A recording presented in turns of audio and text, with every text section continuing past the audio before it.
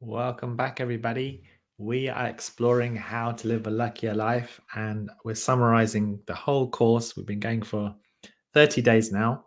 And the third principle that I'm going to summarize is how to expect good fortune. So, the first principle was maximizing your chance opportunities.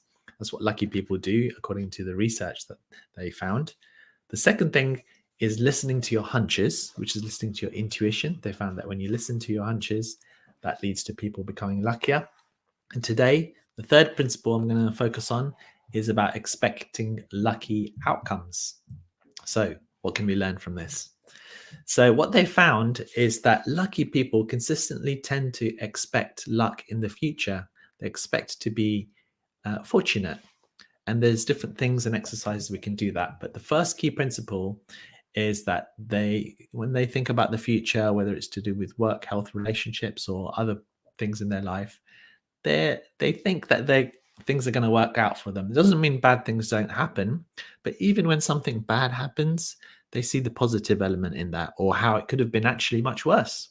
Whenever bad things happen to us, usually things could have been even worse than they have been for most of us. And so there's some positivity even there, and that's what they seek out. That's what they found. This is a really interesting one, is that they have a go at achieving their goals even if their chances are slim. And the classic example of this is interviews where, people think, oh, I'll never get that job, or there's no point even trying to email that person because they're too busy to reply to me, for example. And I've given my example before of when I wrote my very first book, and I just wrote a very short 1 or 2 sentence email suggesting the title, and it ended up leading to getting the chance to publish my first book. And so taking little chances like that when you don't even expect a reply can sometimes lead to positive outcomes. So have a go at these things which you think that there's a small chance of success, and see what happens. And finally, lucky people expect to get on well with others. So it's to do with how we connect with others, but they're more likely to trust others and think that their interactions with them will work out positively. And that's really good because then they're more likely to interact with others and socialize with others. And that's one of the other factors to do with luck, in that the more wider range of people we interact with, even on a light version basis, actually leads to a positive outcome. So if you're more of an introvert, then you can still make a tiny effort with this. Maybe once a week, you reach out to one different person or someone that you've lost touch with. And around this time of year is particularly good for that because it's a nice chance to catch up with people we haven't heard from in a while. In terms of exercises you could do for developing this aspect of your luck, one of them is affirmations. I'm not usually into affirmations so much because I'm not too sure on the research on it, but Richard Wiseman found in his research that it did help people.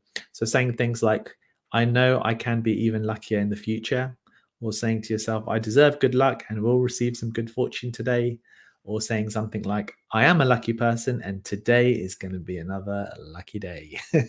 So you could try that, see if any of those resonate with you. You can maybe even try it for a few days if they feel a little bit strange, just to see if it has an effect. Maybe it can start helping you to see luck. The other thing is to set lucky goals. I've talked about this in videos in the past.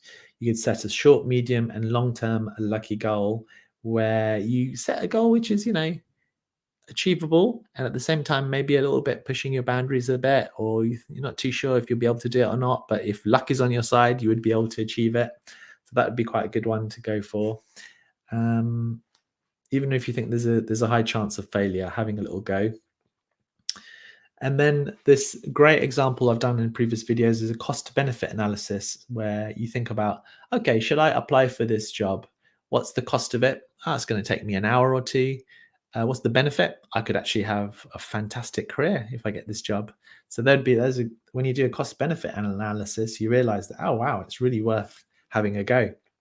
So do a cost benefit analysis and visualize good fortune. They found that, he says here, during my research, lucky people often spoke about how they visualize themselves experiencing good fortune when you're faced with an important situation, such as a job interview, meeting, or date. Try the following exercise. And it's basically about relaxing, being mindful, doing a bit of meditation, and just imagine having that conversation if it's an interview, and going back and forth and being able to answer the more challenging questions and smiling and being relaxed and having a positive outcome. So that has been found to be helpful. That's what lucky people seem to do. So there are some tips from the Luck Factor. I hope you have enjoyed it. Tomorrow's our last day on this, and then tomorrow all day we're going to be having a mindful New Year's Eve experience. We got one guy called Martin who developed a 1 moment meditation. I think one of his videos has had millions of views.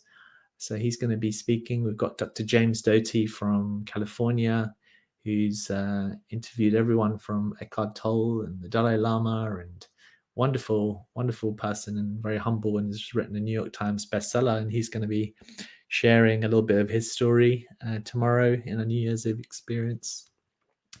Who else do we have? We have Catherine Gazette, who has started Hope, a whole movement around hope, and she's researched hope, and she's created a 30-day program for developing the skill of hope. And there's a whole city that decided to use her program, so they're going to increase hope for a whole city, first city in the world. She started a movement called Hopeful Cities, so she's going to be sharing more about that too. We've got Yip, who's an expert in mindfulness and creates meditations. Who else do we got? We've got Qigong practice. We've got some laughter yoga practice. And we're even going to be having a mindful rave for anyone who's still awake at 11 p.m. UK time. So loads of fun stuff to come along to. So join in anytime. It's a free thing. So just pop in for any of those talks. The link is mindfulnye.eventbrite.co.uk. mindfulnye.co.uk. Let me just type it in here. Eventbrite. And if you're watching this video afterwards and you've missed out on this particular event, we're always doing events every few months. So if you join our email list at shamashaldina.com, then we just give free content on a weekly basis, essentially, and you can come along to our next one probably in a few months' time. Anyway, have a great day today and tomorrow, whatever you get up to, and I look forward to seeing many of you tomorrow during the day as well. Have a great day and a lucky one. See you tomorrow.